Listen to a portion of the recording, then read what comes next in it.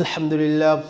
لله نحمده ونستعينه ونستغفره ونؤمن به ونتوكل عليه ونعوذ بالله من شرور أنفسنا ومن سيئات أعمالنا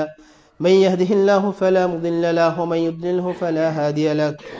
وأشهد أن لا إله إلا الله وحده لا شريك له وأشهد أن محمدا عبده ورسوله إن الله ملائكته يصلون على النبي يا أيها الذين آمنوا صلوا عليه وسلموا تسليما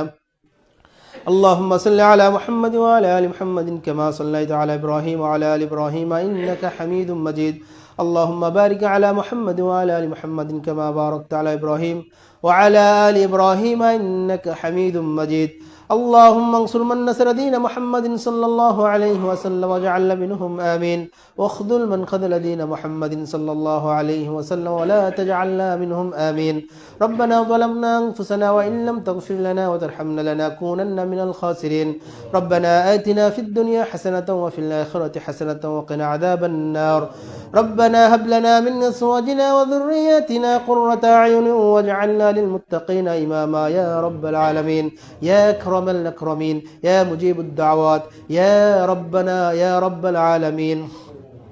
اللهم اغفر المؤمنين والمؤمنات والمسلمين والمسلمات وألف بين قلوبهم وانصرهم على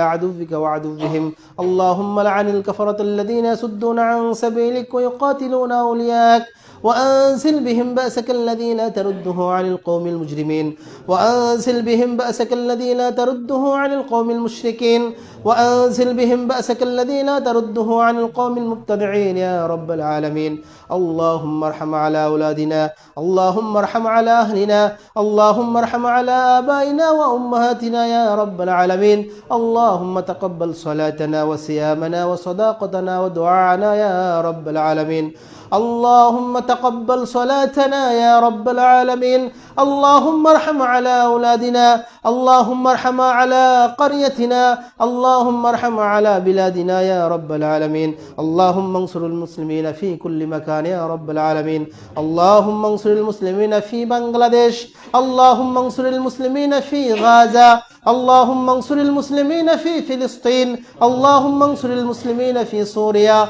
اللهم انصر المسلمين في باكستان يا رب العالمين يا أرحم الراحمين يا أكرم الأكرمين يا مجيب الدعوات يا الله يا رحمن يا قدوس يا مهيمن يا رب العالمين ربنا تقبل منا إنك أنت السميع العليم وتب علينا إنك أنت التواب الرحيم رب ارحمهما كما